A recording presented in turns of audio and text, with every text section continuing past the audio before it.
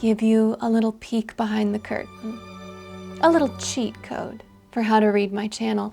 The thing I'm talking about is almost never the thing I'm really talking about. Usually I'm grasping at something bigger, trying to get deeper. I know you're a very smart audience, so I hate to lay it out so literally for you, but without trust and communication, a scene can really fall apart. Anyway, this is a video about Sabrina Carpenter.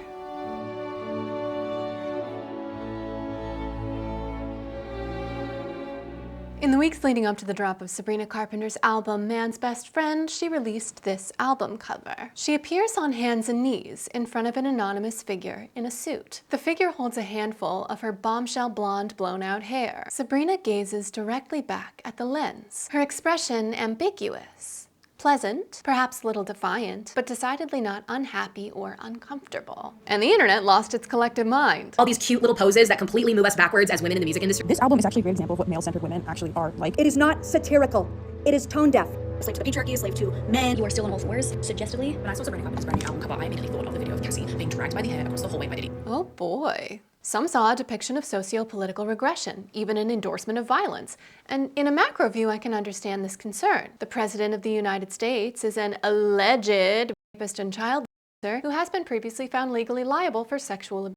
In 2022, Dobbs v. Jackson effectively overturned Roe v. Wade, and noted absolute loser Andrew Tate, accused of rape and human trafficking in the UK, is being sheltered by the United States. A critical component of fascism, the people in power in the United States absolutely hate women, and they want to see us powerless. And the idea of submitting to those men or to that system is naturally repugnant. Others saw the album and rollout as a possibly missed swing at satire or cultural critique. It's a play on words, they argued. She's playfully calling herself a bitch, not a submissive animal. It's a wink. It's tongue-in-cheek. It's camp. She's actually saying that she would never stoop to that level, but that's how others see her. Her imagery is in no way misogynistic, and in fact, it's misogynistic of you to think that it was. But she's definitely not serious about that submission stuff. Others still see too much male gaze or male-centeredness. For this audience, really any depiction of appealing to men without literally speaking truth to power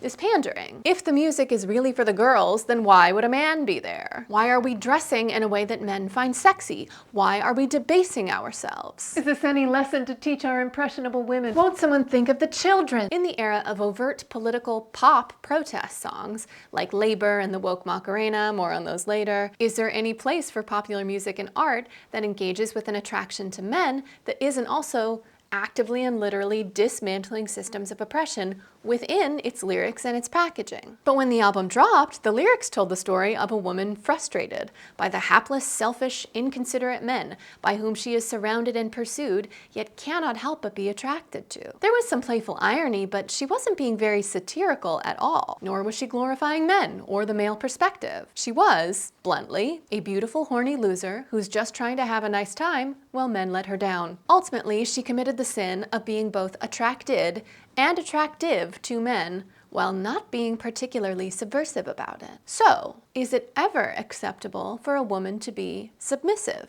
Is it dangerous or unethical to admit to being attracted to men who are kinda losers? Can a political climate make certain modes of expression unsafe or a threat to our rights? Or can we slut our way to freedom? In this essay, I'll examine moral panics and themes of submission in movies, music, and pop culture. We'll discuss power dynamics, and like Sabrina, we'll try to have a good time while men bring us down. But first, context. Let's take an abridged look at Sabrina Carpenter's career leading up to the release of Man's Best Friend. Sabrina Carpenter's musical ambitions began in childhood, and she first began posting music to YouTube when she was only around 9 years old. This got her on the radar for the Are You a Superstar contest hosted by Miley Cyrus. I just want to thank everybody for getting me into the top 10, and we had a lot of fun with this video, so I hope you enjoy. This exposure led to her eventual 2013 signing with Hollywood Records, the in-house label for Disney. In 2014, she was cast on the Disney Channel TV show Girl Meets World. They want to see if I have autism.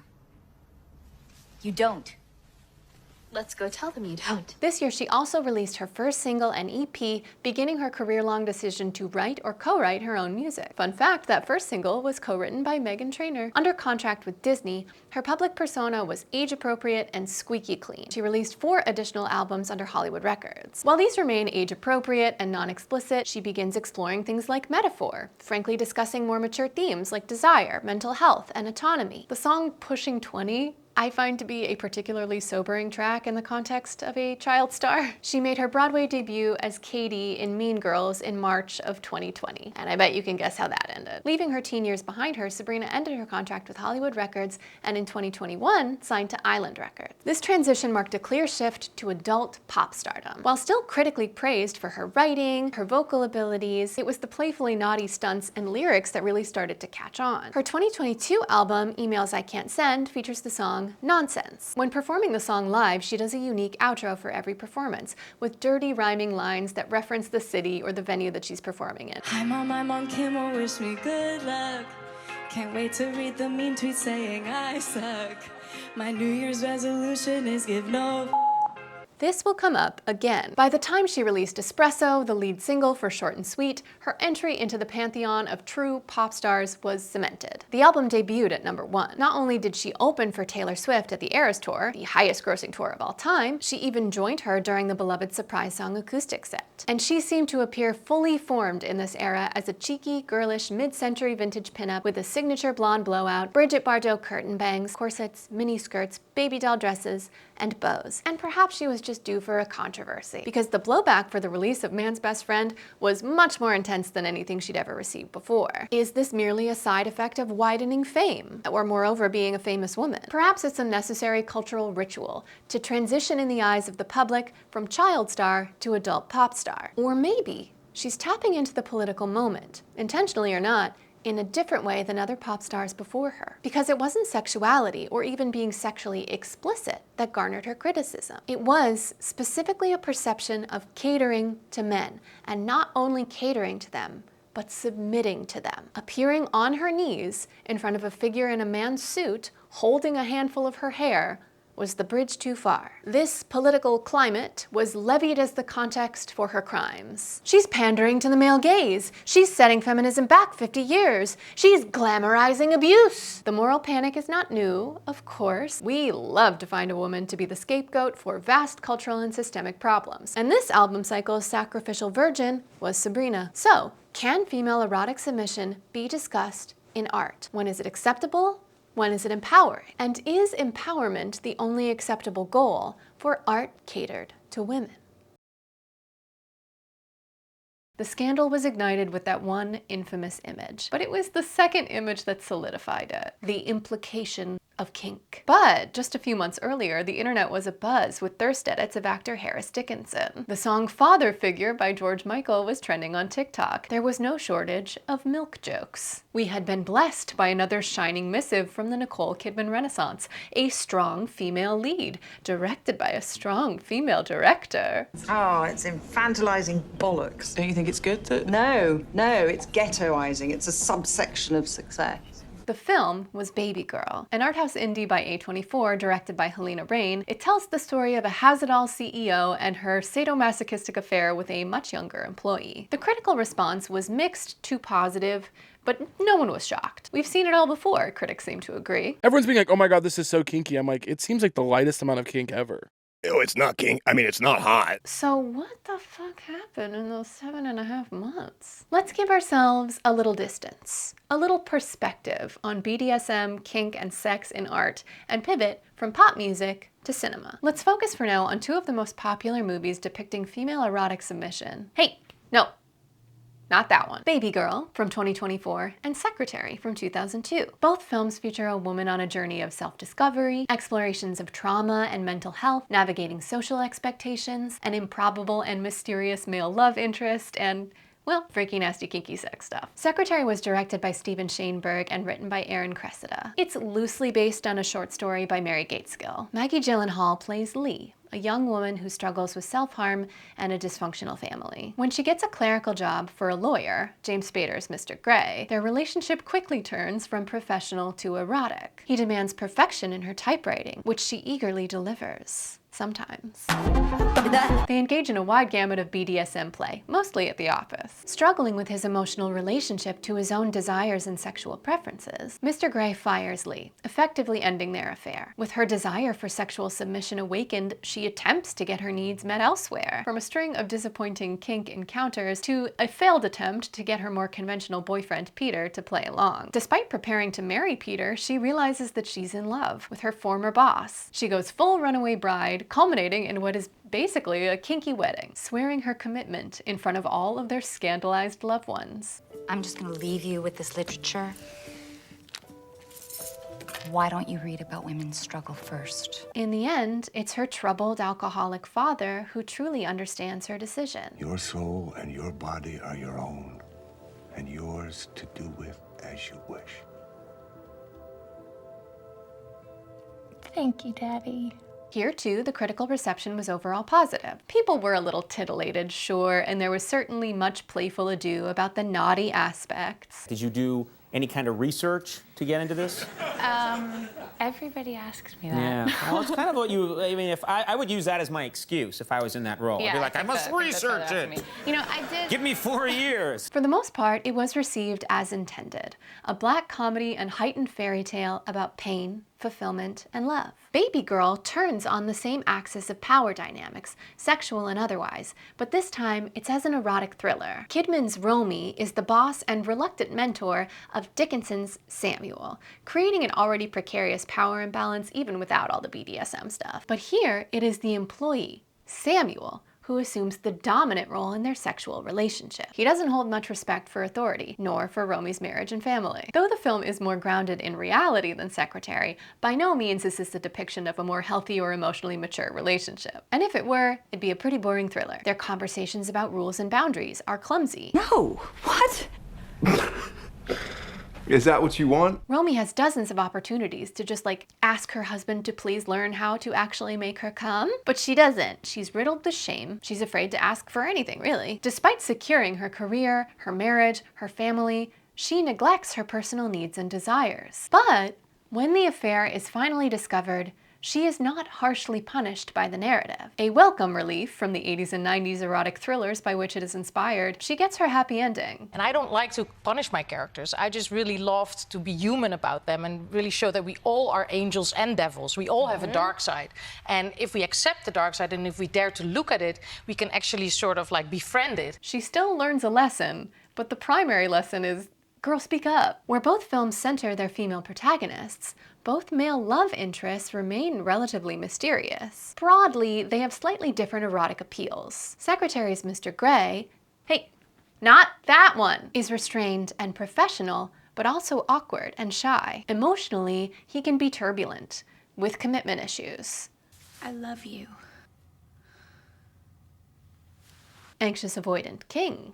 Babygirl Samuel, by contrast, is irreverent and boyish. He's confident. Maybe too confident. But there is one key thing they have in common, and I would argue that it is this thing, and not merely erotic submission, that is the core of the fantasy. In Babygirl, Romy first encounters Samuel when he intervenes in a dog attack. While others freeze and panic, he is calm and sure. He knows exactly what to do. When she asks him about it later, he's casual.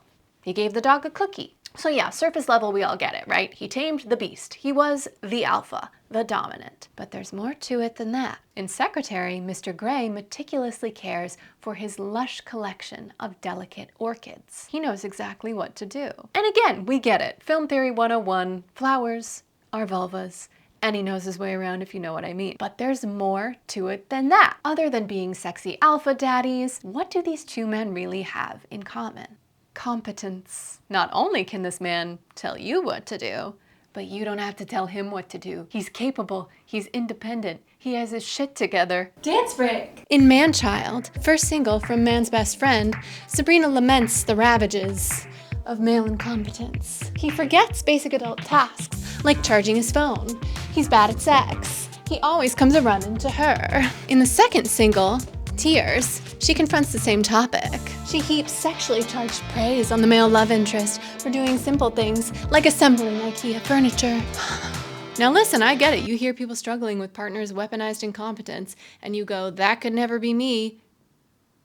Congratulations. But let's not pretend there aren't a great many people walking planet Earth today who have never heard the phrase weaponized incompetence at all. If you think she seems pitiful or embarrassing or weak, guess what, girl? That's exactly what the songs are about. Granted, she's not performing solemn shame about it. They're bouncy little bops that happen to reckon with disappointment, frustration, and disrespect. The fantasy of a man who doesn't need simple things explained to him is unfortunately a valid and common fantasy. A lot of men literally don't know how to do the dishes. That's a real thing that women deal with, especially in their teens and 20s. And yes, that fantasy can be eroticized, both creatively and literally. Films like Babygirl and Secretary aren't successful because they are careful, methodical explainers of the BDSM lifestyle. That wouldn't make for a very good box office or a very good movie. They're successful films because they respect the complicated perspectives of their female protagonists while providing a sexy, semi-taboo allegory for a very mundane and normal desire. It's not merely a fantasy of submission and dominance. It's a fantasy of a man worthy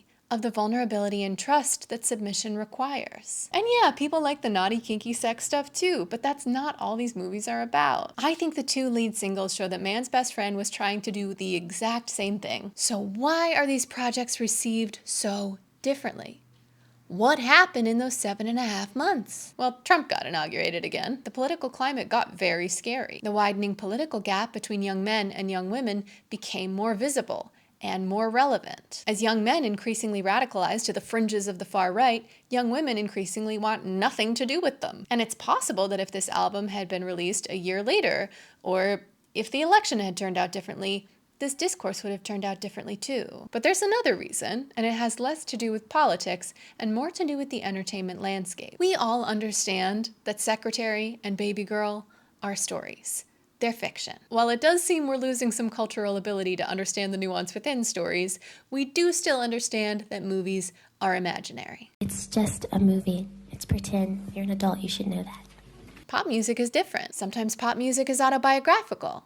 Sometimes it's not. Sometimes it's a mix of both. Sometimes it isn't and it pretends it is. And sometimes it is and it pretends it isn't. So it's complicated. We also have different parasocial attachments to musicians as opposed to actors. When an actor talks about their project, we want to know about their process. We want to know what the piece of art means to them. When a pop star talks about their project, we want to know who the songs are about. There can be a tendency to assume that their work is less like art and more like a diary entry. That's not to say that the audience is totally at fault for this relationship. Pop stars and musicians understand that this is what audiences want for them. They understand that this is what works, what sells. To varying degrees, they will create a persona or a brand. We know this. What's different now to say 15 years ago is the way that normal, everyday people are aware of their own brands. I'm old enough to remember that actors and artists used to really resent the concept of being a brand or a type. Doing commercials was selling out. Now, half your friend group knows their brand.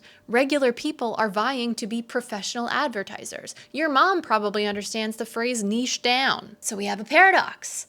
On one hand, we understand that everyone is branding themselves. We know this is a strategy for commercial success. It's capitalism incarnate. This breeds suspicion. On the other hand, there is an expectation of, and entitlement to, authenticity. Harris Dickinson as Samuel? That's a character. That's a fantasy. Sabrina Carpenter? She's a girl on my phone. She's a person. She's representing herself. Therefore, her work's surface-level themes are totally and completely exactly what she's really saying and, in fact, actually endorsing. For people who feel this way, if she's a girl on my phone, she's an influencer. If she's an influencer, she's selling submission. And that's a dangerous product. There is a subtle but pervasive implication about power. Having power, good. Submitting to power, bad. For many women or those on the left, at this political moment, submitting to power feels a little too close to home. It replicates in a micro scale the power dynamics that systemically oppress us. There was a time, not that long ago, when women submitting was perceived as noble, a difficult but ultimately brave and necessary pill to swallow. Not in a specifically sexual context, but within heterosexual marriages and partnerships. Think of the somewhat rushed conclusions of everything from Taming of the Shrew to Woman of the Year. Not the original ending, by the way. Second wave feminism, to its credit, knocked that idea out of the cultural zeitgeist for all but the most dedicated misogynists. Yet echoes of that sentiment are creeping back in. Think of trad wives. That's a threatening reality. For many men, or those on the right, submitting to power is weak and feminine, and therefore unacceptable and shameful. And in fact, part of the appeal of dominating for this group is that very byproduct of shame and degradation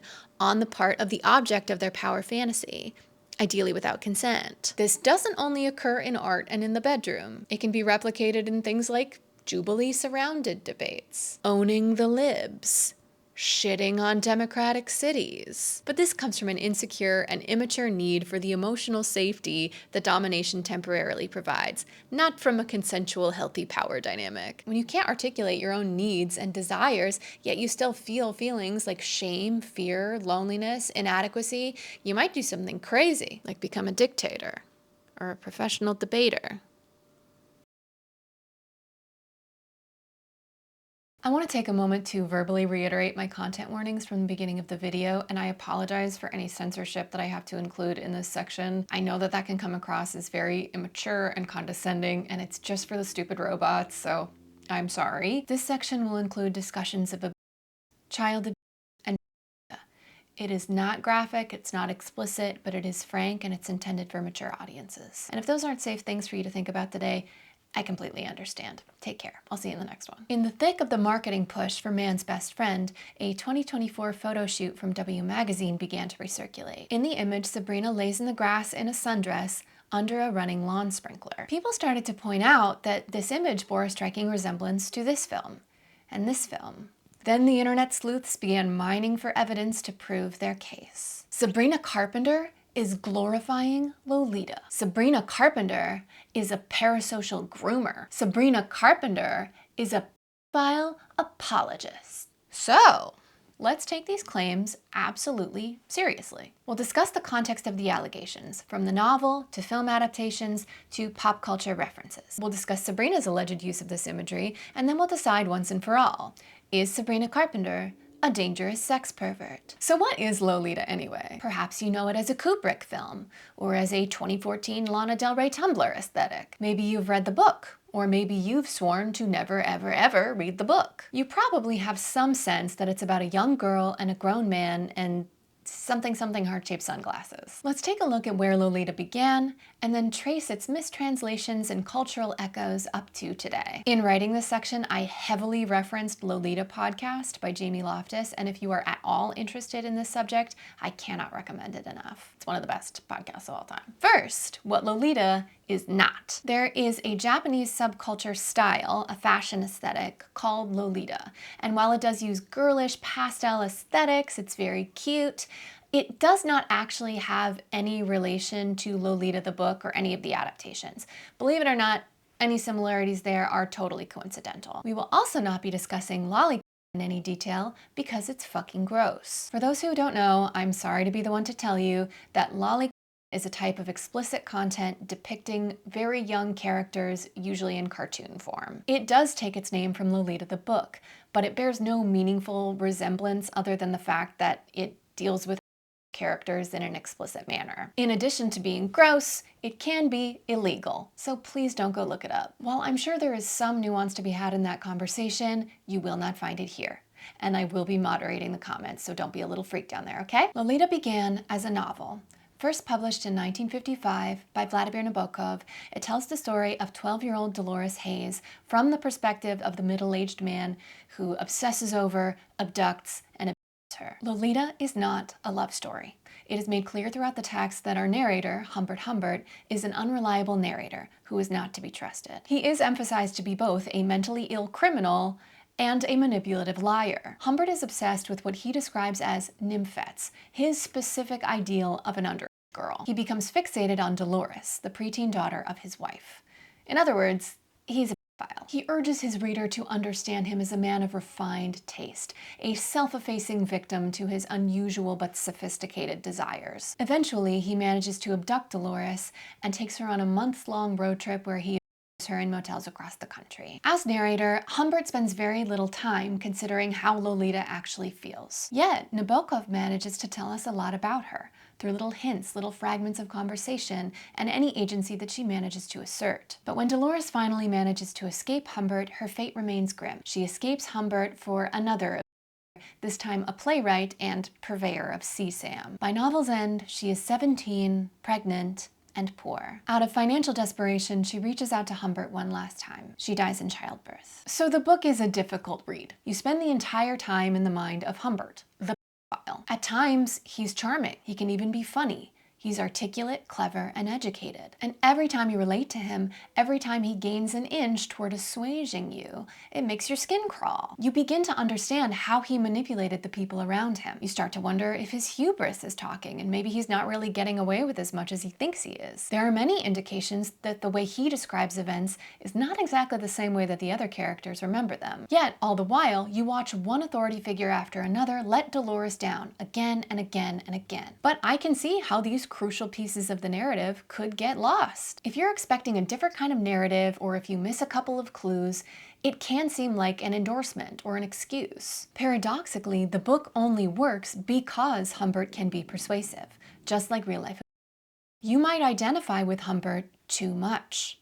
You might identify with Humbert's idealized descriptions of Lolita too much. And oh boy, a lot of people have. A shocking number of readers and critics have described this book as a love story, as a kind of doomed, star-crossed lover's tragic romance. And others describe Dolores as either a precocious seductress or a manipulative, conniving brat. It may seem small, but to me, one of the key signs that we've kind of culturally lost the plot on Lolita lies in her name. The only person in the book who calls Dolores Hayes Lolita is Humbert. She goes by Dolores or Dolly, never Lolita. Yet culturally, the character's preference and identity has been widely erased. It's Lolita, the idealized, flattened creation from the mind of a fictional that is referenced in movies, in music, and in pop culture writ large. And that starts by taking away her name. In conversation with his publisher regarding the book cover, Nabokov said, "There is one subject which I am emphatically opposed to, any kind of representation of a little girl." Nabokov never wanted a romanticized, sensationalized portrait of Lolita. So how did we go from no representation of a little girl to this?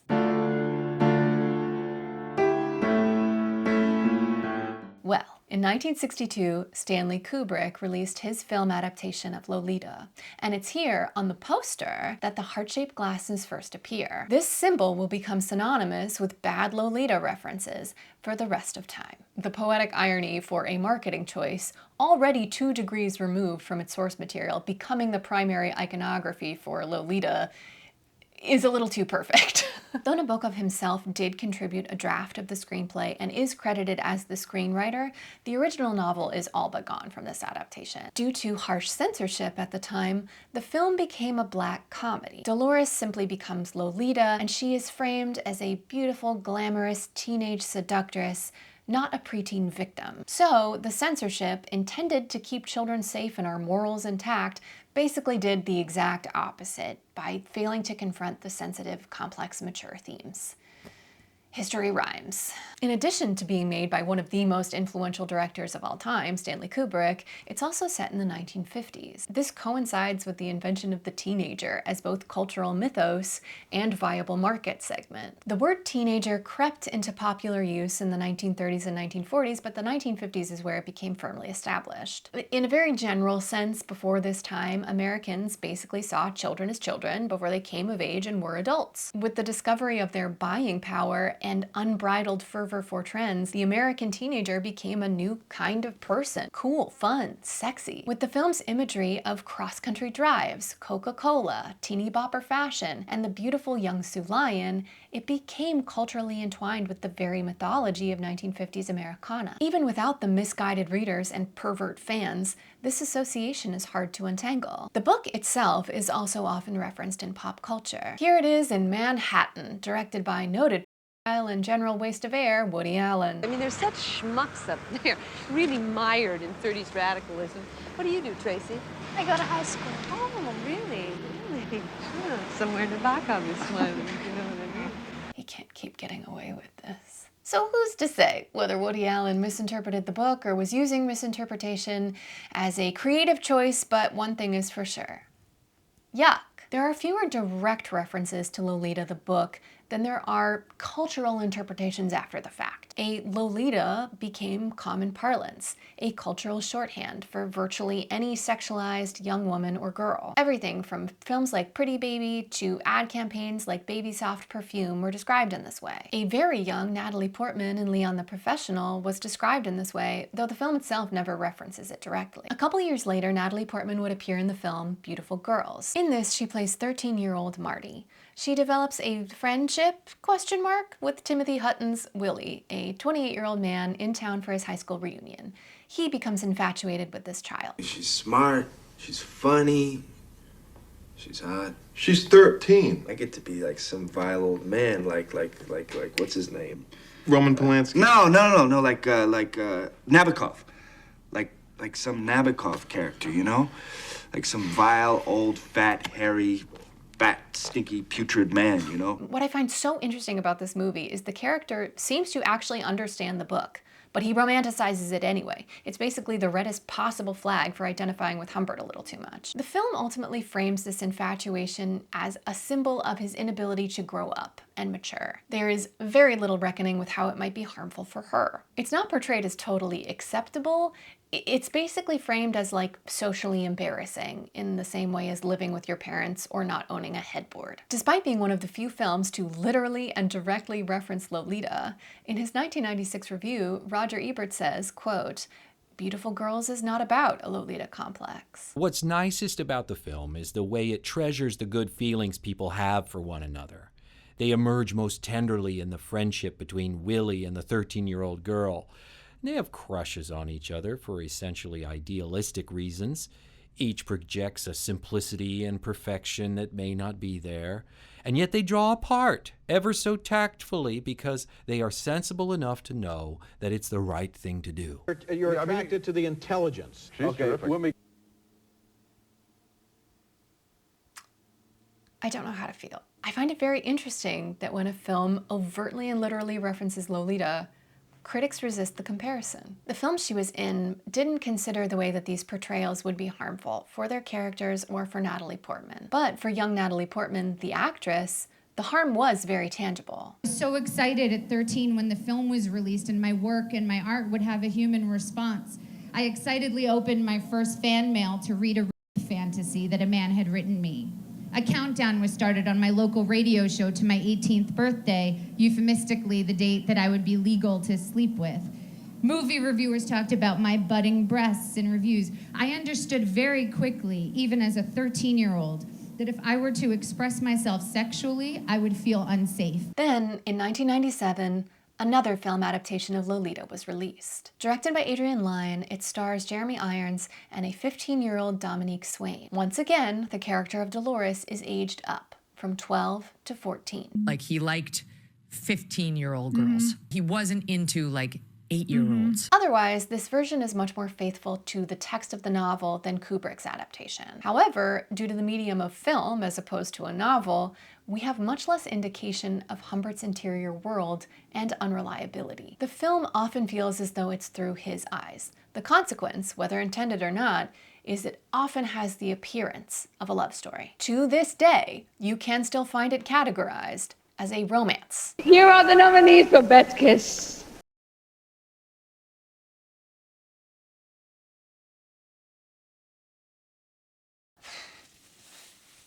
No comment. It is this adaptation that would come to be most often referenced in aesthetic Tumblr communities and dreamy YouTube edits in the internet age to come. Not long after the release of the 1997 adaptation of Lolita, pop stars like Britney Spears were heavily marketed as being on the cusp of womanhood and childhood. In 1999, she was infamously photographed for Rolling Stone by David LaChapelle. On the cover, she lounges in her underwear, holding a telephone and a Teletubby. Photos in the magazine show her in her childhood home, posing with a bicycle, surrounded by toys and trophies. Is this your actual room? That's my room, and this is the collection of all my dolls. You have a collection of dolls? Yes, I do. And quite an extensive collection of dolls, Yes. I might add. Of the shoot, he says, we don't want you to just be another one, you know, like another Debbie Gibson kind of, you know, goody two-shoes, because there's always backlash to that. I said, we're shooting for Rolling Stone, which has an older readership, which may resent having this teenager on the cover. I said, let's do something for them, so that it give people something to talk about. She was 17. I don't want to take any agency away from Britney here, but I do think it's fair to say that there were other hands guiding her career at this time. And while Britney is emblematic of this era of questionable Lolita references,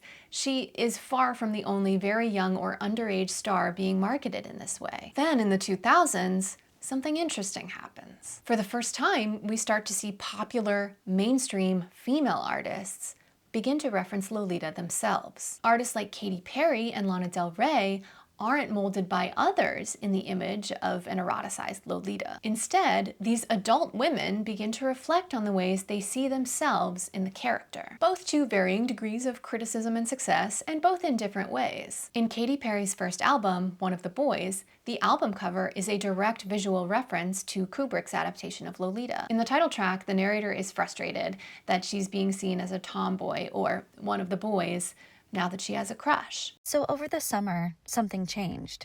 I started reading 17 and shaving my legs, and I studied Lolita religiously. She also says her crush sees her as a younger sister, implying some kind of age gap, though it's not made totally clear in the lyrics whether this is referring to a fellow student or potentially a teacher. We just know that she sees them at school. And maybe she just misunderstood the book, right?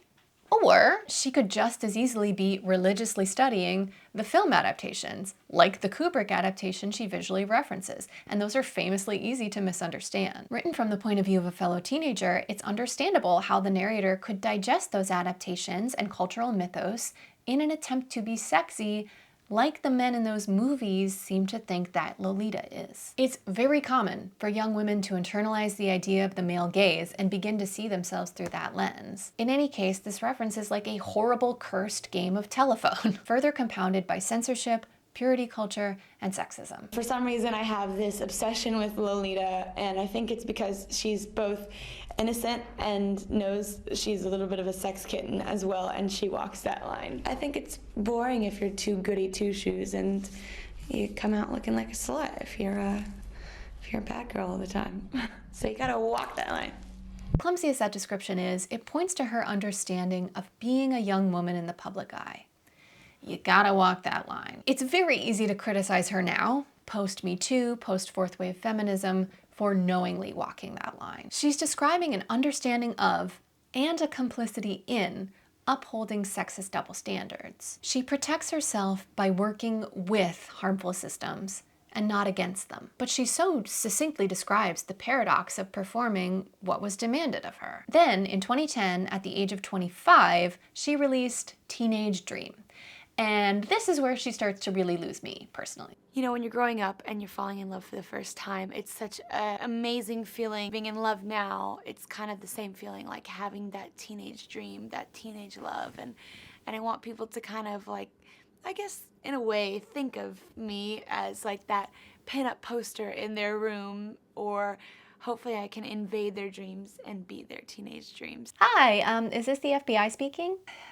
I start to feel uncomfortable when she's describing a desire to be a sex object for teenagers. And who knows whether this is something a label or a manager encouraged her to emphasize, or whether this is her artistic vision for the album. The line between exploring a theme in art and using sexuality to court an audience of real-life young people is where I start to get a conclusive ick. Okay, now, this brings us to Lana Del Rey. Around the time that Katy Perry was cementing her status as a global pop superstar, Lana Del Rey was an up-and-coming indie princess. Her DIY aesthetic and edgy lyrical references to modern life in a vintage-inspired package served as a major transition point between the indie hipster dominion of the 2000s into the 2010s, mid to late 2010s pop resurgence that we're arguably still in today. Her moody, romantic ballads and reference-laden nods to teenagehood and girlhood were like catnip to young women and girls of the internet. internet. Before her mainstream mega fame, she released music videos that looked like DIY fan edits. Lo-fi webcam footage of herself in cheap wigs,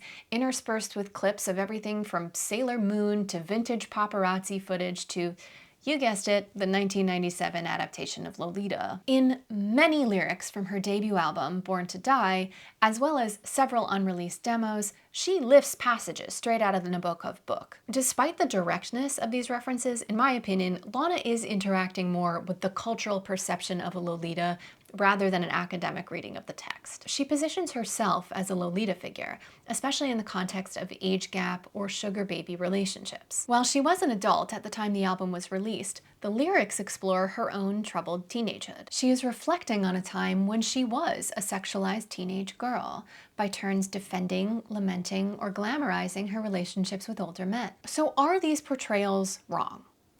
I'm torn. It's not what I would do. It's hard for me to look at an artist, a grown woman, who is identifying with either Dolores Haze the character or Lolita the cultural specter and say, you can't do that. That's off limits. I don't think artists should avoid expressing things out of fear of being misunderstood or corrupting the youth. I am much more concerned about real-life grooming behaviors of countless artists and their very young fans, not to mention adults neglecting to monitor their children's media usage or willingness to have difficult conversations with them about complex topics. And I understand that Lolita and its endless derivatives are sometimes used to groom victims. And I completely understand why that makes people feel angry or upset. But I feel completely uncomfortable blaming an artist for a bad actor weaponizing a misinterpretation of their work. If there was no Lolita, they would use something else. But there is a Lolita, and it won't go away just because we don't want to talk about it. Okay, so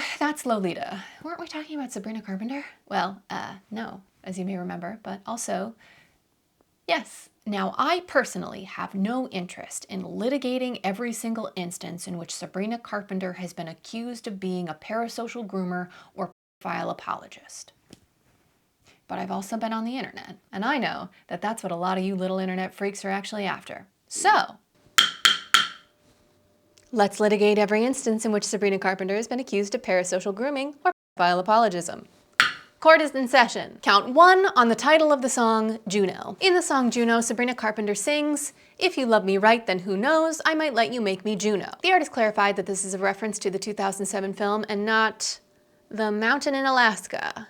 Respectfully, no shit. The character in the film is named after a Roman goddess associated with marriage and fertility. Like the city in Alaska. No. The song is full of innuendo, and in live performances, it typically includes a novel position in its choreography. The accusation. By referencing the film Juno, Sabrina Carpenter is glorifying teen pregnancy, underage sex, and grooming. In my view, this song is about being so attracted to someone that you kind of want to get knocked up. There are themes of grooming in the 2007 film, but I think it pretty clearly falls on the side of creepy older man bad, age-appropriate boy good. While comparing yourself to someone age in the context of sex is absolutely a little dicey, I don't think that that was her primary intention. The verdict? I find you not guilty of glorifying teen pregnancy or grooming, but like, yeah, I kind of get it. I hereby sentence you to not making any additional jokes about underage sex, please. You are 26 now. You know as well as I do that everyone's gonna read the worst possible intention into it, and like, is it worth it? Moving on. Count 2. On the nonsense outro in Mexico City Night 3, Sabrina compares herself to a child. So when performing the song Nonsense live, she typically ends it with a little rhyming outro that's inspired by the city or the venue that she's performing in. Here's an example from Australia. When you go down under, do you miss me? He's so big, I felt it in my kidney. Screamed so loud, they heard it here in Sydney. You get the idea. But in Mexico City in August of 2023, Sabrina's nonsense outro was as follows. I'm full grown, but I look like a niña. Come put something big in my casita. Mexico, I think you are bonita. The accusation, it sounds a little bit too much like you are saying you should have sex with her in spite or because of the fact that she is small, specifically like a child. Yeah, girl, this one's a mess. Maybe if you had just reversed it to I look like a niña, but I'm full grown, you might not be in quite as much hot water, but like the way it's structured, it really doesn't look so good. The verdict, we find you guilty of not thinking this one through, and I hereby sentence you to like getting an editor for these, you guys. Come on, let's not play it fast and loose with languages we don't speak. I know you want to make a lot of fresh content and that's a lot of pressure, but like, let's just use some discernment in the future. I know you've done like 150 of these and this is the only really questionable one I could find, but still, it's a little too close to the line for me. Knock it off. Count 3.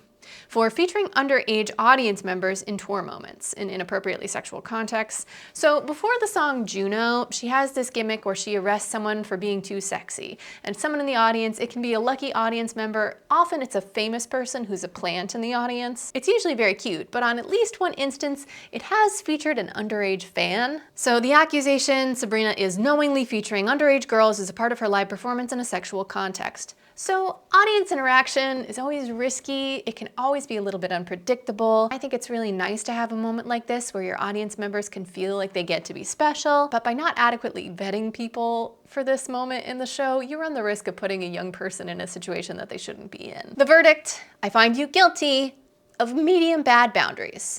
In the future, please vet people. Obviously, parents and venues are most responsible for the children who are going to see the art, but you as the artist are responsible for anyone who becomes a part of the art, and that includes tour visuals from any fan you choose to feature.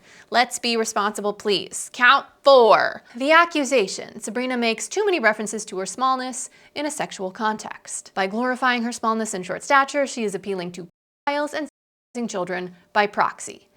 Sabrina is best known for 2 things: dirty lyrics and being little. She named her 6th album and subsequent tour Short and Sweet. She makes frequent visual gags referencing her short stature. Now listen, are children small? Yes, generally. Are there creepy perverts who are interested in women because they are small in a child way? Yeah, unfortunately. Are there creepy perverts who are interested in women because they are small in a non-child way? Yeah, that too. Are there non-creepy non-perverts who are interested in women who are small because being relatively small in comparison to men is a component of sexual dimorphism? Yeah, that too. Now, I would personally feel a little uncomfortable emphasizing my smallness in a sexual context. But I'm also 5'10", so I've never had an issue with people infantilizing me in that specific way, so I might not even be the right person to ask. Basically, I can see why this would make some people uncomfortable, but I also think it's okay for adult women to be sexy in their adult bodies in any way that they want. Hot take, you are not responsible for pedophiles just because you're short. The verdict, I find you not guilty. Go ahead and be sexy short queen. Count 5. For seemingly depicting an age gap on the man's best friend vinyl and referencing Lolita in a photo shoot with W magazine. Well, here we are. The whole reason we learned about Lolita. Beyond general references to smallness, there are 2 main reasons for Sabrina's Lolita accusations. We'll dig into them now. First, the vinyl art. The image depicts an illustration of Sabrina lounging on a bed as a gray-haired man in a suit kneels at the end, holding her foot. The biggest problem with this image is, of course, shoes on the bed, but we don't have time to unpack that now. Some instantly compared this to scenes in the adaptation of Lolita. And almost as quickly as those allegations were made, another image began to circulate. In these films, there is no problematic age gap, and they're all adults. In other words, just because she's depicting herself with a seemingly older man who's touching her feet doesn't mean she's comparing herself to a child. Possibly the more damning image is the sprinkler photo shoot from the beginning of this section. And it really does seem a lot like the image from the 1997 movie where Jeremy Irons Humbert sees Dominique Swain's Lolita for the first time. There was only one such shot in the W magazine article. To me, the overall tone of the shoot feels more like tragic, bored housewife than like Lolita. Sabrina looks young, because she's in her early 20s. She's not doing anything particularly childlike. It's all very 1950s suburbia with white picket fences and green manicured lawns. This calls to mind the way Lolita as cultural image is tied to 1950s Americana imagery. Though the shoot is from 2024, photographed by Zoe Gertner, the backlash falls on Sabrina in 2025. In a comment section, Sabrina Carpenter responded to the allegations that the infamous photo was intentionally inspired by Lolita. I've never seen this movie. It's never been on my mood board and never would be. So, is she lying? Did she do it on purpose?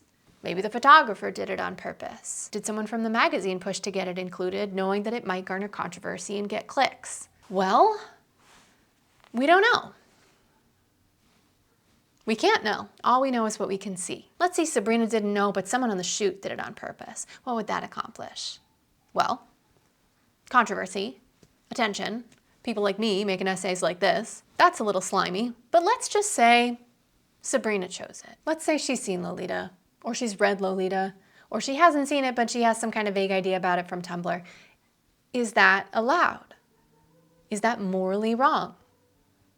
Well, let's take it all the way back to Nabokov. A sticking point for many is why. Why did Vladimir Nabokov write this book? In my opinion, Nabokov does have a clear-eyed perspective on Humbert.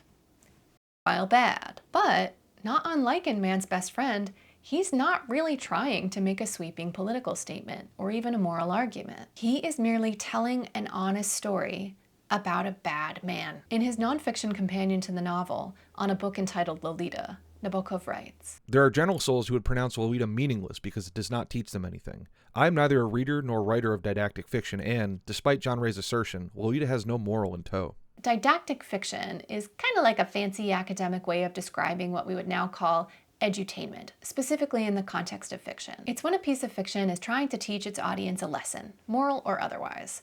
And per its author, Lolita is not that. Yet, despite not considering it a morality tale, he outright rejects any assertion that this novel is graphic or immoral. While trying to get Lolita published, in a letter to Morris Bishop at Cornell, Nabokov writes, "I know that Lolita is my best book so far. I calmly lean on my conviction that it is a serious work of art and that no court could prove it to be lewd and libertine."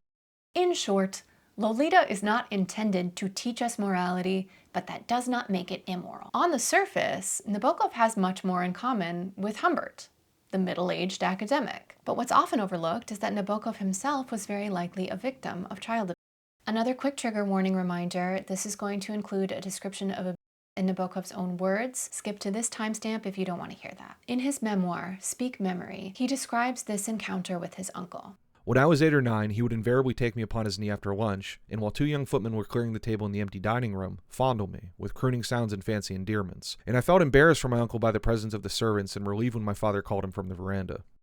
This depiction closely mirrors a scene in Lolita, where Humbert abuses Dolores when she sits on his lap. Later in the memoir, Nabokov describes how his uncle becomes increasingly displeased with his sallow and plain appearance as he grows through adolescence, finally dismissing him once and for all when he turns 15. In Lolita, when Humbert meets a now 17-year-old Dolores, he is similarly displeased with her. Though Nabokov never explicitly referred to himself as a victim or survivor, and he never literally described this experience as a scholars now believe he has more in common with Dolores than with Humbert. I completely understand that many people don't want to engage with material that discusses child in any capacity. I think that's a totally reasonable feeling, and I think that can be a healthy boundary to keep oneself emotionally safe. For others, processing difficult subjects or trauma through art is a vital mechanism in recovery or reclamation. Referencing Lolita is obviously very culturally fraught. Doing so merely for controversy is irresponsible at best. If Sabrina Carpenter or anyone on her team is knowingly making the decision to court such controversy for controversy's sake, I certainly hope that they reconsider. In my gut, I don't think Sabrina Carpenter was referencing Lolita. I can't prove it, but I just don't buy it. And to my knowledge, she's also never discussed any history of or exploitation. But of all the kinds of people who I wouldn't blame for relating to a character who is forced to grow up too fast, is neglected by all the adults around her, is coveted specifically for her fleeting youth, who flees one exploitative situation for another in show business, and forever has her mythical image distorted and reinterpreted by a vast and callous audience more focused on defending their own narratives than ever truly empathizing with her through the endless echoes of time, former child stars are near the top of that list. Enough about cinema and literature already. I thought this was supposed to be about pop music. When are we gonna get to the point? How many times do I have to tell you? It's not about... Fine. Pop music! In the wake of the album cover controversy, Sabrina released an alternate design. It references a famous photo of Marilyn Monroe. This version, she quipped, was approved by God. This response felt sort of irrelevant. It was like she was responding to a different backlash than the one she actually received. It almost felt kind of vintage.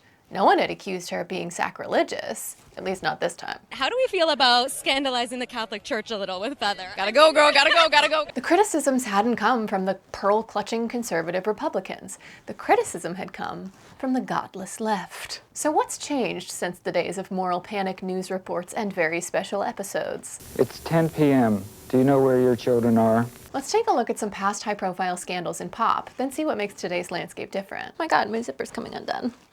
Scandal! You can't talk about pop without talking about Madonna. She is the blueprint for every pop star who came after her. Her scandalous MTV performance of Like a Virgin might be one of the most memorable, most influential pop music moments of all time. And most of the controversy was a complete accident. By today's standards, the performance is extremely tame. She cleverly begins the performance atop a wedding cake in a white wedding gown. But it's when she rolls around on the floor, revealing her white lingerie, that's truly unforgettable. Madonna later explains none of this had been on purpose. My shoe fell off on stage, so I just dove for it on the ground, and when I dove for it, my dress went up and my butt was showing. She took it in stride and continued to prioritize her artistry. The next big scandal came the following year when photographs taken of her back before her megastardom were published in both Penthouse and Playboy. A similar thing happened to Marilyn Monroe, and what most of the news coverage at this time didn't emphasize is that she didn't agree to having these photos be reprinted, they just still owned the rights. What do you think?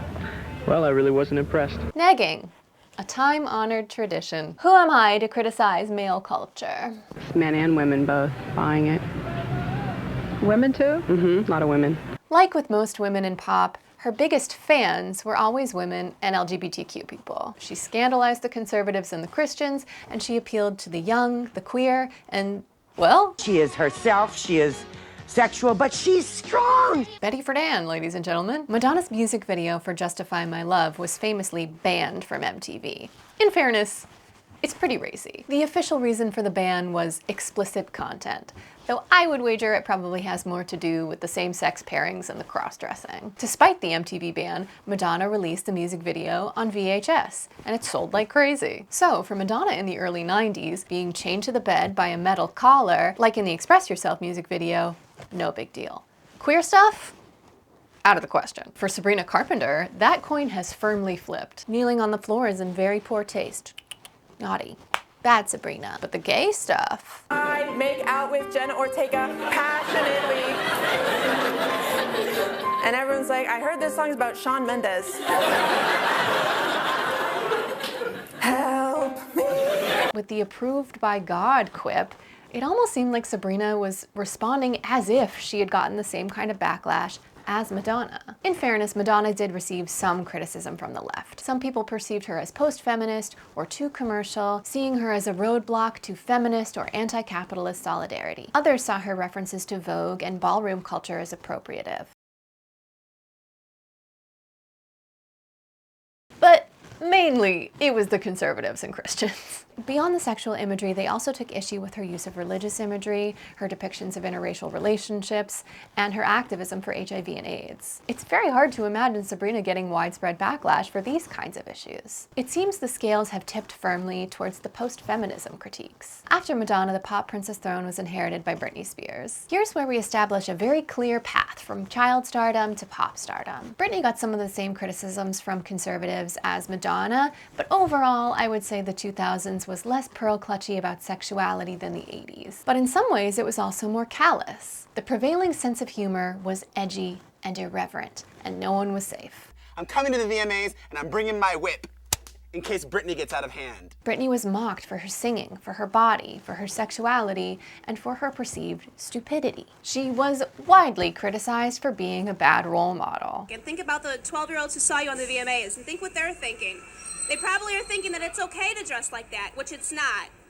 I'm not their parent, man. Britney Spears isn't. I think young people today would be shocked about how much people talked about her virginity. A frequent accusation was that her sexuality and her provocative dancing were the only reason for her success, not her talent or her charisma. She's just wearing those kind of clothes to get attention, and really if she was such a great musician or artist, she wouldn't have to wear such skimpy outfits to be as well known and as famous. Britney had a few scandals here and there about her work. The Rolling Stone photo shoot, the nude bodysuit, kissing Madonna. But her biggest scandals had nothing to do with her artistry or even her opinions. This was the TMZ era. While the internet was starting to be more influential for mainstream celebrities, critical voices were still contained to a couple of gossip sites. And to put it mildly, the most influential sites were not kind or thoughtful in their criticism. Well, Britney sure was having a tough time at that rehab center.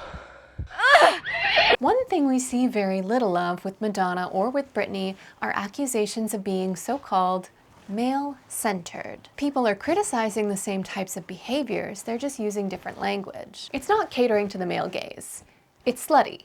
It's not setting feminism back 50 years. It's slutty.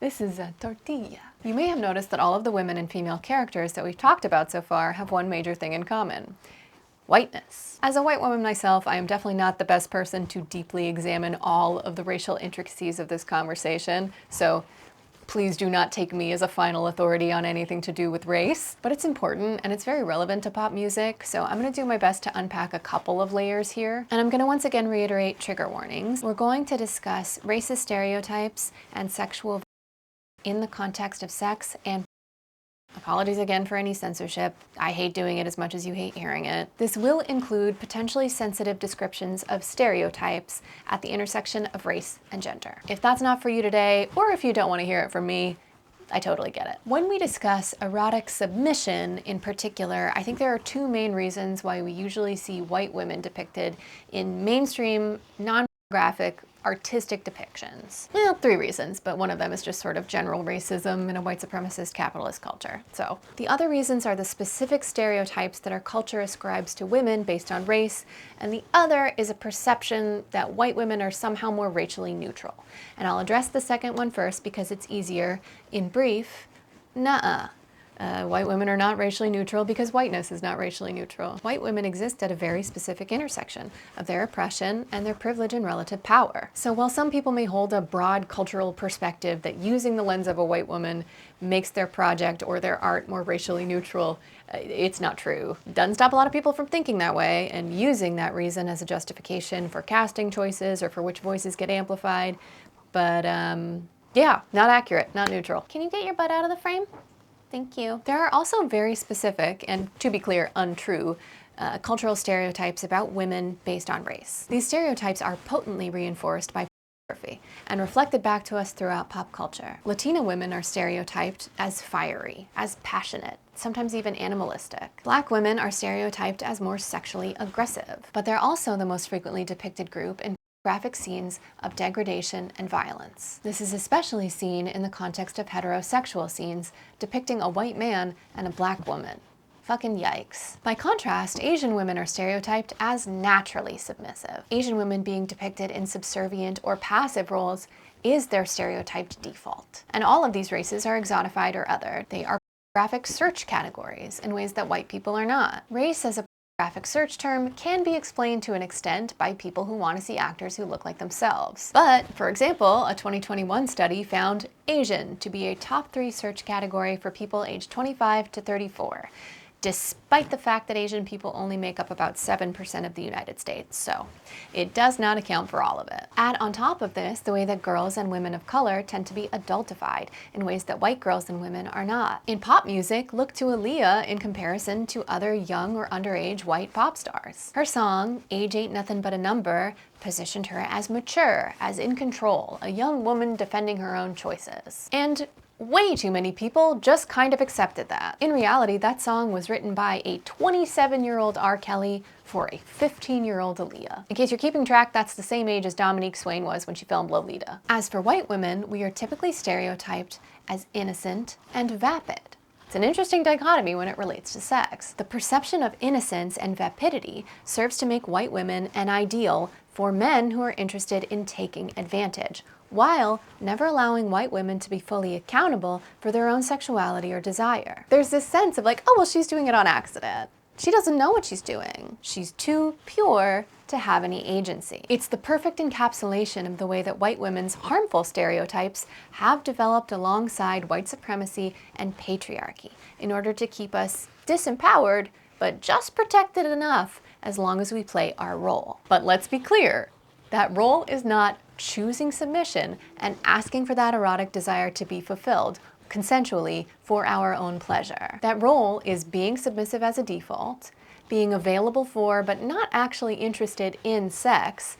and remaining sort of intellectually virginal while being physically a sex object. This fantasy role is exemplified by mid-century pinup art, often depicted as a thin but curvy in all the right places white woman in an accidentally compromising position. She didn't mean for her skirt to be blown by the wind, or caught on that ladder, or caught on that fence. She had no idea you were even in here. Sabrina Carpenter evokes the imagery of the mid-century pinup art liberally. It's basically the bedrock of her brand identity at this point. And if we stop at the aesthetic, I can see how this is complicit in this sort of infantilized, clueless depiction of white female sexuality. Yet, she is overtly sexual in an obvious, self-aware way. She sings about her own desires. She's raunchy. She's explicit. While it may not be the deepest or the most political subversion of the pinup, it does aim straight for the sexist stereotype at the core of the archetype. That's not to say that she doesn't still benefit from whiteness, despite not dutifully playing her role to the letter. But there's just no mistaking Sabrina's sexuality for accidental, passive, innocent. She's hot and she's horny and she's doing all of it on purpose. And interestingly, a lot of men do not like that. In an excellent Substack essay by Sabine Karras, she visited online forums to see if men were actually interested in this so-called male-centered shtick at all. One commenter summarized the sentiment best, saying, I'd find Sabrina attractive if she had a better personality and didn't do all the gross shit. Sex-positive music made by women is fine, but Sabrina doesn't do it tastefully. Others weren't so subtle. A pornified, over-sexualized industry plant who mimics giving oral sex at her shows while crowds of women cheer it on. How brain-dead is society to applaud this kind of behavior and even call her music art? Naturally, the transvestigators weighed in too. I'm 100% certain that she's actually XY or XXY or some other genetic defect, not properly XX female. That thing is not a woman. I'm not even sure it's human. They found her to be fake, desperate, and basically disgusting. Obligatory not all men, but this does seem to be the prevailing criticism. She was often unfavorably compared to Sydney Sweeney. Now there's a real male fantasy, they argued. She just naturally has a hot body and doesn't do too much to show it off. Hello, you dirty little boys. Sure, Jan. She seems like one of the boys, like a cool girl, like she'd watch sports and not mention feminism. To them, Sydney Sweeney is authentic, and Sabrina Carpenter is kind of a drag queen. But both women are always wearing a full face of makeup. Both of them likely spend a small fortune on dyeing their hair. Both of them wear wardrobes that they don't wear in their real lives. Sydney Sweeney is courting a very specific audience, and it's working.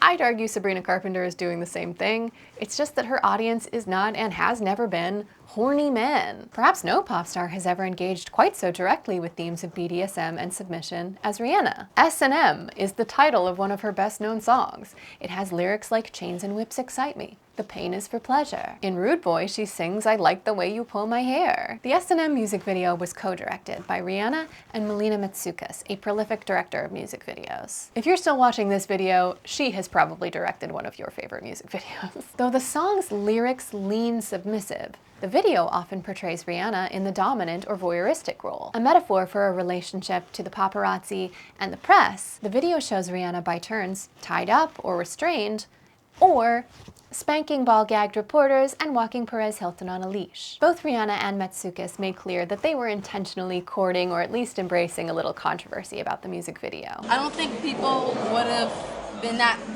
curious if there wasn't some controversy. The video was notoriously banned in 11 countries. The actual list of countries appears to have been lost to time, but it was generally described as being countries in Southeast Asia or the Middle East, places where media laws were very strict. The video was never banned in the US. I'm sure there was some pearl clutching by the conservative set, and it was briefly age restricted on YouTube. In general, these songs and this music video were well received by mainstream American critics and audiences. She even performed it at 7 in the morning on the Today Show. There was no collective moral panic. But why? This was a relatively sexually free time in pop culture. Things like Sex and the City were already old news. Talking about sex or even kink just wasn't that shocking. It also probably helped that the S&M music video is campy and colorful and fun. Though the song's video has a metaphorical slant, the song's lyrics are pretty literal and universally positive. The song's narrator likes to get tied up and have her hair pulled.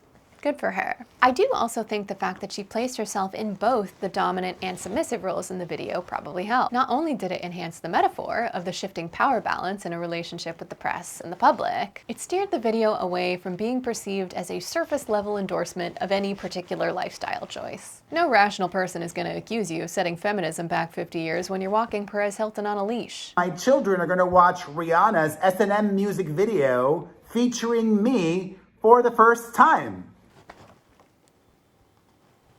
Girl, what are we even doing? That's not to say there was no slut-shaming. Having lived through this era, slut-shaming was universal, had nothing to do with your behavior, and I'm sure that that was magnified by racism. But, much like Britney Spears around the same time, Rihanna was mainly mocked and judged for her personal life. More than anything in her entire career, Rihanna was criticized for being by Chris Brown. She thinks she's smarter than every other woman that's ever gotten. Let her figure it out. Her biggest scandal was literally just victim blaming. And because of those untrue racist stereotypes of hypersexualization and a perceived lack of innocence, not nearly enough people were invested in protecting and defending her when she actually needed it. Around this time, we start to see the rise of Miley Cyrus. Miley's career is probably the most similar in trajectory to Sabrina Carpenter. Both began as talented young singers, began their career on children's television, and pivoted to pop music. It was during her time on Hannah Montana that she was noticed by notorious offender and pervert at large, Woody Allen. In an interview, he spoke of casting her in a doomed TV project. I noticed years ago that my kids would be watching Hannah Montana, and I would say, who is that girl? She's got such a good delivery. You know, she snaps those lines off so well. The show is a silly little show, but she's very good at what she does. Comedian Kathy Griffin later recounted a conversation with Woody Allen about Miley Cyrus, notably of a different and much less restrained tone. And I'm seated next to Woody Allen, and I'm uncomfortable because I think he's guilty. And so, and I go, well, Woody, you probably want to hear all about my new Miley Cyrus gossip. Swear to God, he goes, I've never missed Hannah Montana. How many times? In 2008, right in the middle of her stint as Hannah Montana, Miley appeared on the cover of Vanity Fair. Photographed by Annie Leibovitz, much of the shoot and the article focused on her relationship with her famous father, Billy Ray Cyrus. But the cover was her first big scandal. Only 15 at the time of the shoot, the image shows her draped in what appears to be a satin bedsheet, her bare back exposed. She looks very young, and was. Now what you can't see in the cover image is that she's wearing full-length pants and shoes. Her parents are there with her on set. I don't think that makes it okay, but I do think it's important context. Upon the scandalized public reactions, Miley issued an apology. In a statement, Cyrus says she took part in a photo shoot that was supposed to be artistic. She says now that she sees the photos and reads the story, she feels so embarrassed. And I'm sorry, she is 15 years old. Her parents are there with her on set. Her father is being photographed with her.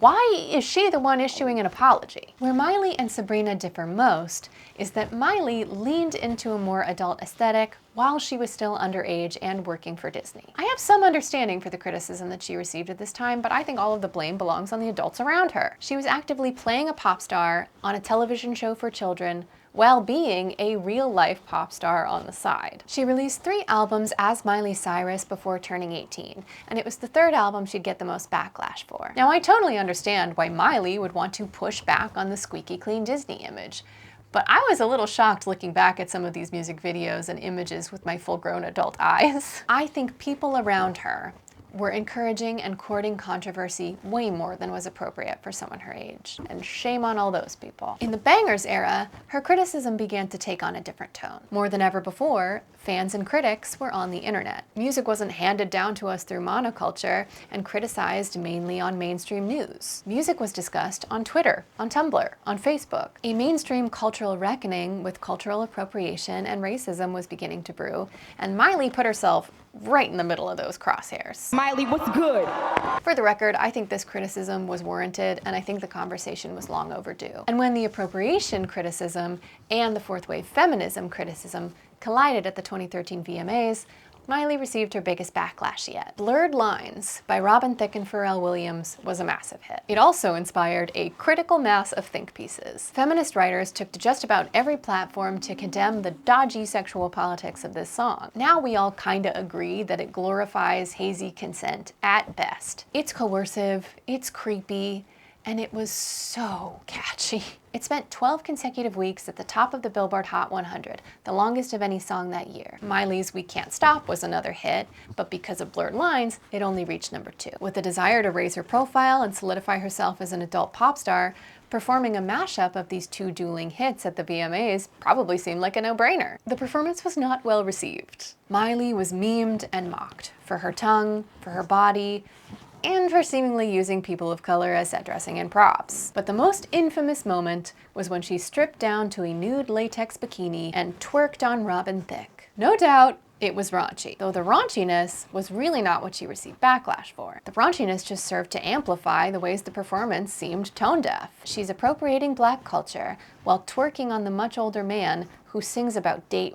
It was a lot of things all at once, they all fed into each other, and it was a huge disaster. That said, the scandal did not end her career, and it may be one of the things that helped propel her to a lifetime on the A-list. And despite the criticisms being more valid, in my opinion, than previous controversies, this time, there would be no apology. I've seen this play out so many times. How many times have we seen this play out in pop music? You're thinking about it more than I thought about it when I did it. Most pop stars get some degree of backlash for their sexual expression, but not always to the same extent. People like Lady Gaga and later Lorde were mostly criticized for being weird. Their rumors position them as a sort of monstrous other. Did you know Lorde is really a 45-year-old witch? And Lady Gaga has a big, huge cock. Maybe I do.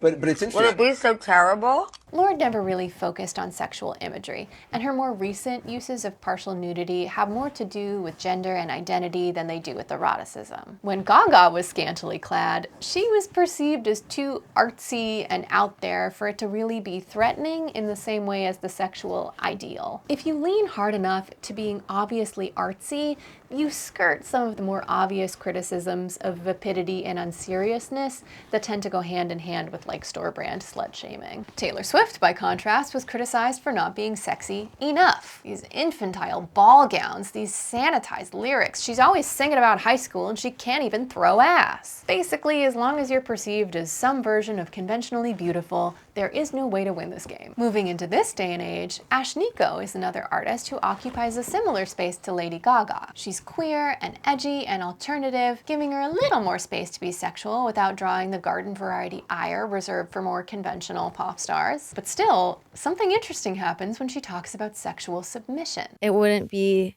my album if I didn't have a song dedicated to a masked muscle mommy. I want to worship and I want to be put in a headlock, and I just want to worship at the feet. Is that real? Yes. It is like a fetish you have. A beautiful woman controlling when I breathe. It's like all of my breaths are tethered to her.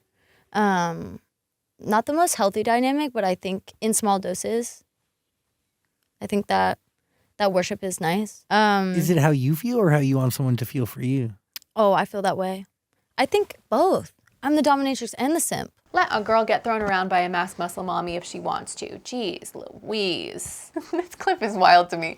Zach Sang seems so confused by the idea of her wanting this. He doesn't seem to be scandalized by the fact of her sexual desire, the explicit lyrics, or even the queerness. He seems to be having a hard time squaring the idea of wanting to be dominated and to worship with the image of a strong, intelligent, artistic, femme-presenting person. Oh, she must be saying she wants to be worshipped. Right?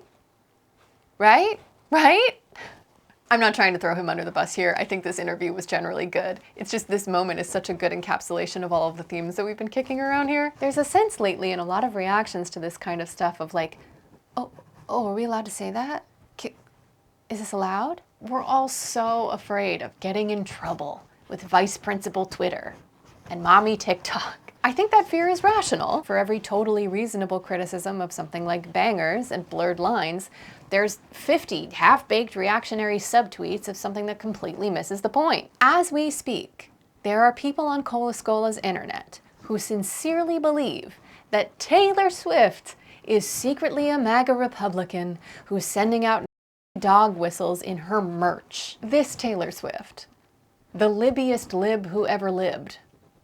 Semi-derogatory. Which, like, come on. This is yarrow. It's a native grass alternative.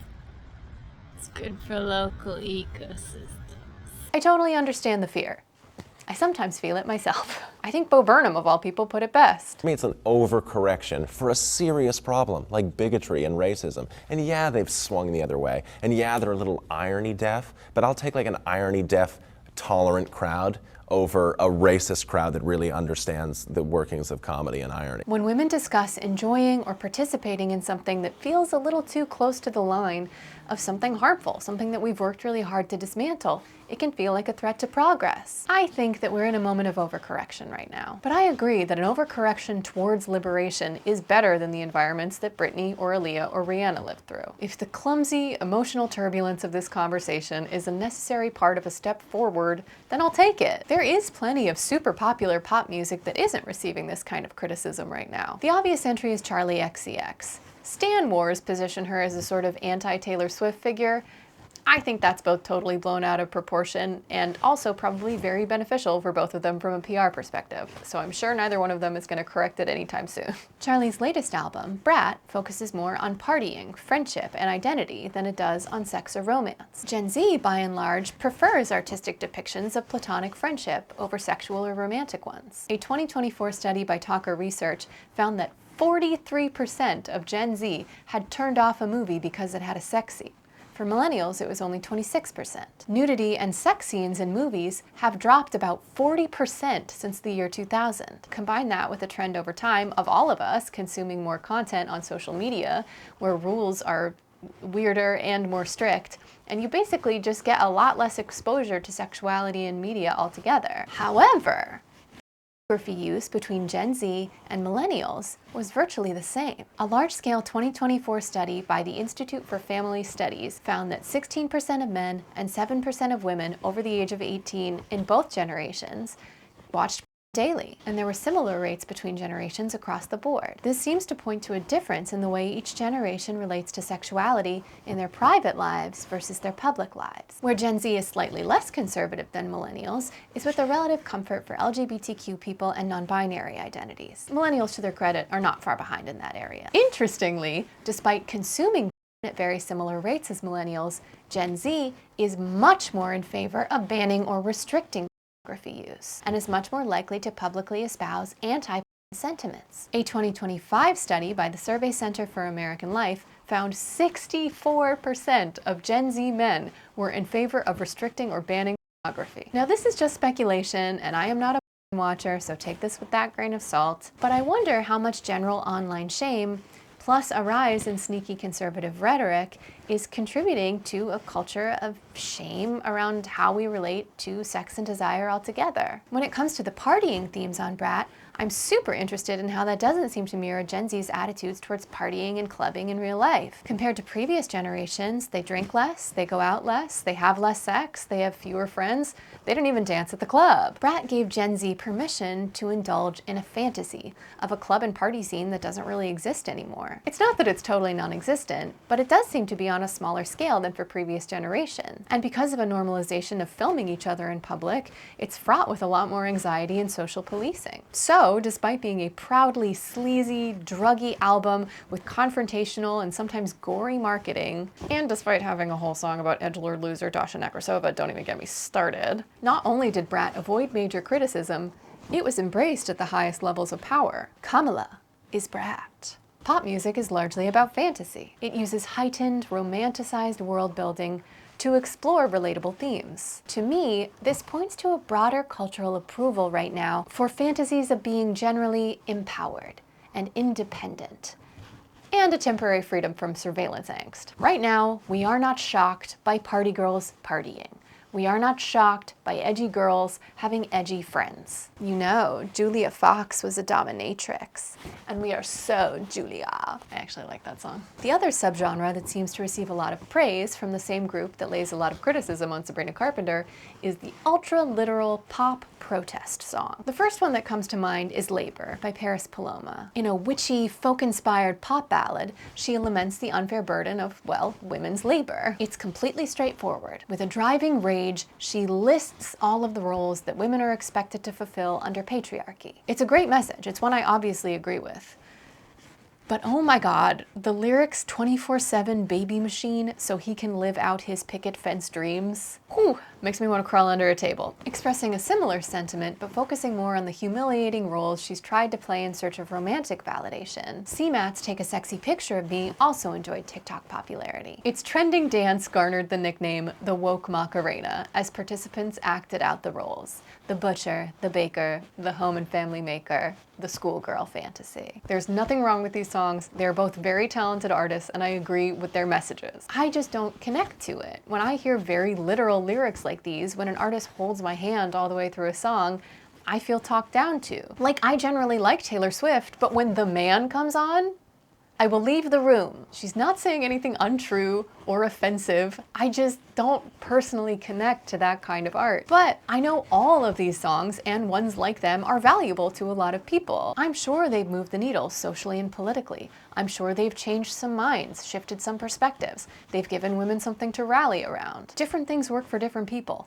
I don't want to take literal pop protest music away from anyone if that's what you like. But I also resent the idea that it's superior or more morally correct just because it's easier to understand. I have a lot of respect for people's subjective opinions on art. I'm not the art police. I am. Let's get down to it. Is this allowed? Is Sabrina bad? I'm gonna stop you right there, partner. I'll tell you what I'm hearing. I'm hearing a lot of fear. And like we've already discussed, I get the fear. The world, super bad right now. Every minor socio-political gain feels precious and precarious. It feels like anyone's public missteps could set us back or take something away. I think the fear of nuanced or subtle or indirect art fundamentally comes down to a lack of trust in one another. We don't trust people to understand. We don't trust people to learn. We cannot bear to watch people stumble once or twice when they're learning how to walk. We think people are stupid, and we fear that they will do irrevocable damage when they inevitably misunderstand something. After all, the punishing crowds will eventually demand answers for the crimes of their ignorance. This will reflect badly on us. So when someone like Sabrina Carpenter does something that's not one specific safe thing, we want to stop her. We want to control her. We just want to tell her what she's allowed to wear and what she isn't allowed to say. We just want her to stay in her place. It's for her own good. Whoa, what does that remind me of? Get it right. Put both your hands on the desk. Immediately. I'm just saying. Consent is important for healthy power dynamics. Sabrina is a pop star. We expect pop music to be relatively simple and feel good. And she isn't answering people's questions as literally as they want her to. She's not apologizing for being misunderstood. That's not very simple and feel good. What about the people who don't get the nuance? Is this gonna be Lolita all over again? And everybody's gonna read the book wrong? They're gonna be corrupted. They're gonna become a threat. Maybe. Maybe not. We cannot control that. Not to be too on the nose about the whole submission thing, but like, art really does come down to communication and trust. I understand why we don't trust one another. There's a lot of political propaganda right now. There's a lot of dishonest capitalist posturing. There are dangerous people and dangerous people's robots being manipulative in every place that we gather. That doesn't foster an environment of trust. I hate seeing people who more or less agree with me on so many things not trusting people with art. We don't trust people to understand, we don't trust people not to weaponize things, and this lack of trust makes it so hard to make art at all. And you know what? People are kind of stupid sometimes. That's true. Unfortunately, a lot of them are writing our laws and running our military at the moment. But you were once kind of stupid. I've been stupid so many times. I was probably stupid somewhere in this essay. The thing about becoming smart is you have to endure being stupid for a little while. We are not safer or smarter for pretending we've never been stupid, or that our particular kind of stupid is less stupid than other people's kinds of stupid. Art is not required to be emotionally mature. Art is not an instruction manual or a nonfiction dissertation. As we become increasingly governed by the robot nannies that are algorithms, we are losing critical space for nuanced, mature adult conversations about art. And in this world where politicians act more like celebrities, I understand the desire to try and force our artists and our celebrities to be our proxy for real political change or power. Demanding artists to behave like politicians or professors or social media influencers is asking them to cease to be artists. Obviously, I'm a little heated about this. Let's be honest, I didn't come to the video essayist game as my plan A. I don't want to make nonfiction capital C content for the rest of my life, but that's what people watch. And if I'm ever gonna be allowed to transcend the depths of struggling artists back to person allowed to play professional dress up again, I gotta go where the audience is. So I apologize for any resentment bleeding through, but god damn it, art is one of the only good things about being a human being on Earth. Especially right now, and for some reason, we're letting the bad guys take it away. We're all becoming miserable, jaded, fearful critics, and it sucks. There has to be a place for adults to experience freedom, exploration, and play, and if that place isn't art and sex, then where the fuck is it? The desire to control the creative self-expression of artists is not liberatory, it's not revolutionary, it's not radical. It is puritanical, fear-based conservatism. You don't have to like every piece of art. You don't have to consume anything you don't want to consume. You are, of course, free to critique. Look at me. But when your critiques are just, she shouldn't do this, or she shouldn't wear that, then maybe you need to learn to tolerate a little bit of discomfort so that you can be curious and patient enough to understand somebody who is at a different place in their journey or who experiences the world differently than you do. It is one thing to critique someone who is doing something harmful. And if you still sincerely believe that depictions of women being sexual or submissive or even unfulfilled in heterosexual pairings is harmful, okay, sure, fine. Maybe you'll convince me someday, but I seriously doubt that I'm ever going to blame the oppressed for the actions of their oppressors or the systems that oppress them. Sometimes we just hit who we can reach. And Sabrina is easier to reach than all men. Sabrina is easier to reach than patriarchy. Sabrina's easier to reach than fascism. And I'm easier to reach than Sabrina, so I'll see you in the comments. But every minute we spend criticizing and controlling one another is another minute we take away from organizing against the real perpetrators of violence and oppression. Every time we approach a situation from a perspective of judgment or disapproval, it makes it harder for us to look at the situation for what it actually is and move forward constructively. Sabrina Carpenter is an artist who's done some things that I wouldn't do. She's done a couple things that I don't like. But I do not for 1 second believe that she is doing real harm. Chris Brown did real harm. Woody Allen did real harm. R. Kelly did real harm. Sean Penn, Gary Glitter, Brett Ratner, Roman Polanski, Harvey Weinstein, they did real harm. The people who covered up for them did real harm. The people who disbelieved victims did real harm. And Sabrina communicates what it feels like to be desired by people who have the capacity to do harm. And like it or not, that is a reality that a lot of people live in. Oh, but she shouldn't pander to the male gaze, then shut the fuck up. Victim blaming bullshit, and you know it. Wearing a floor-length parka and renouncing makeup won't make you a pop star any more than it'll keep you from getting sexually assaulted. Dressing and performing in a way that makes you feel happy and pretty and confident and creatively fulfilled might help you get an audience for your work. And nothing you do or wear can protect you from being harmed by entitled, shitty men. So if we do a little risk-benefit analysis, seems like maybe you should say and wear whatever the fuck you want. Pop music isn't the deepest art, granted, but it's so limiting to think of songs as manifestos. Sabrina Carpenter is playing a character, and she's also sharing some real vulnerable truths about herself. I guess you can try and determine exactly where that line is and what that might tangibly mean if that's what makes you happy. But isn't it more enriching to look to art for reflections of yourself and those around you? Isn't it exciting to let an infectious melody color the way you explore a theme? Isn't it fun and freeing to lose yourself to a fantasy, even or especially one that you won't carry into your everyday life? Conservative losers hate art.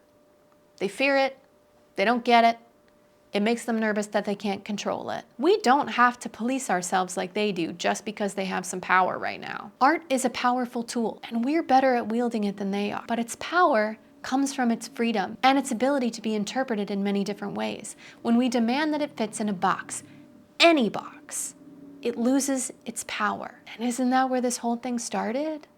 Thank you so much for watching. I am testing out a longer essay format, so let me know what you think in the comments, and please hype and share and subscribe if you haven't.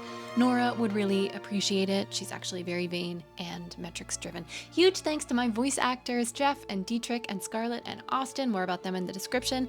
Okay, thanks, love you, bye!